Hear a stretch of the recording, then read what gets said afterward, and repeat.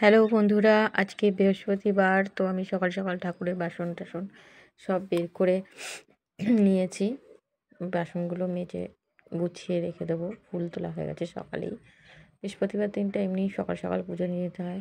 তো আমি চলে এসেছি ছাদে। বন্ধুরা বলো তো এগুলো কিসের চারা? আমাদের বাড়িতে একটা কদম গাছ ছিল, কদম গাছটা কেটে দেওয়া হয়েছে। তো সেই বর্ষাকালে হয়তো কোনোভাবে দানা টানা পড়েছিল, তাই কত কদম গাছের চারা দেখো বন্ধুরা বেরিয়েছে। তো আমার ছাদে আসার একটাই কারণটা হলো আমার বাড়ির সব কিছুই প্রায় পরিষ্কার টরিষ্কার করা হয়ে গেছে বাড়িতে, কিন্তু ছাদটা ঝাড় দেওয়া হয়নি।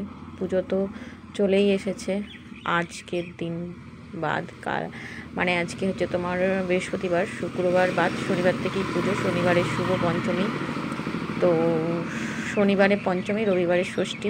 তো ছাদটা ঝাড় দেওয়া হয়নি বলে তো আমি ভাবলাম যে আজকে তো সময় আছে, তো আমি ঠাকুরের কাজটা সেরে আমি স্নান করতে যাব। তো ভাবলাম স্নান করার আগে ছাদটা সুন্দর করে ঝাড় দিয়ে পরিষ্কার করে রেখে তারপরে স্নান করতে যাই।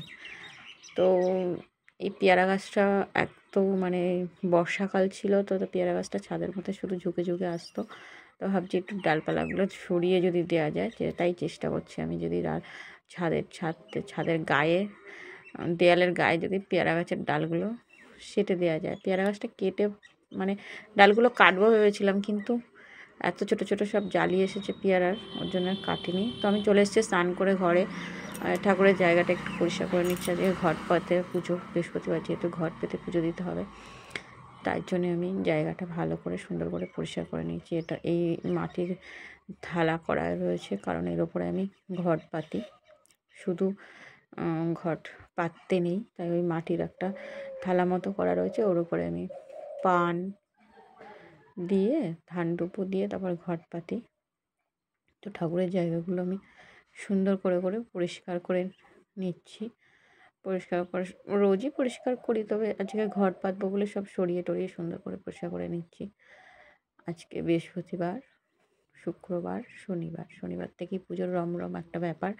আর এখন থেকেই পুজো পুজো একটা ব্যাপার চলেছে। সামনের বৃহস্পতিবারে মহাদশমী হবে, তো সেদিনকে হয়তো অত গুছিয়ে আমি পুজো দিতে পারবো কি না জানি না। তো আমার এখানে সব কিছু ফুলের অ্যারেঞ্জ করাই রয়েছে। সকালবেলা ফুল তুলে পান টান, বেলপাতা, তুলসী পাতা, দুব্বো, আমের পল্লব টল্লব তুলে আমি রেডি করেই রেখে দিই। তো এখন আমি বসে পড়েছি একটা মালা গাঁথতে, কারণ ঘটে একটা মালা আমি দিই। গাঁদা ফুলের মালাও দিই, আবার সাদা ফুল, আমাদের বাড়ি প্রচুর সাদা ফুল ফোটে বলে তাই ভাবলাম যে সাদা ফুলের মাঝে মাঝে আমি মালা গেঁথে দিই ঠাকুরকে। একটা বড় করে মালা গাঁথি, মালাটা গেঁথে আমি একদম ঘর দিয়ে মায়ের গলা দিয়ে পরিয়ে দিই। তো আজকে বসে পড়েছি, একটু টাইম লাগে। সাদা ফুল তো মানে ছোটো ছোটো ফুল কেমন ভেঙে ভেঙে যায়, তবু আমি ধৈর্য ধরে বসে বসে মালাটা গাঁথছি, একটু সময় আছে বলে। তো মালাটা গেঁথে নিয়ে তারপরে আমি পুজো শুরু করব। মালাটা গাঁথতে একটু টাইম লাগছে, কারণ সাদা ফুল খুব ছোট ছোট ফুল। আর এটা থাকেও না, মানে একটা দিন, আজকের দিনটা থাকে, তারপর কালকে শুকিয়ে যায়। যদি কেউ বাজারে যায়, আমি গাঁদা ফুলের মালাই নিয়ে আসি। তো বাজারে সেরকম কেউ যায়নি, আর এখন অসময় তো খুব দাম, বাড়িতেও নিয়ে আসছে না। যে ফলালাটা আসে উনি মালা নিয়ে আসে, সে নিয়েও আনছে না। তো আমার এখানে মালা গাঁথা কমপ্লিট হয়ে গেছে। এবার আমি ঘর সাজিয়ে মা দেবী মাতা দেবী লক্ষ্মীর পুজোটা দিয়েই নেব। তো আমার এখানে ঘট পাতবো বলে পান আর ধান দুপো দিয়ে রেডি করে রেখেছি। তো আমার পুজো কমপ্লিট হয়ে গেছে, ঠাকুরকে মালাটা পরিয়ে দিয়েছি।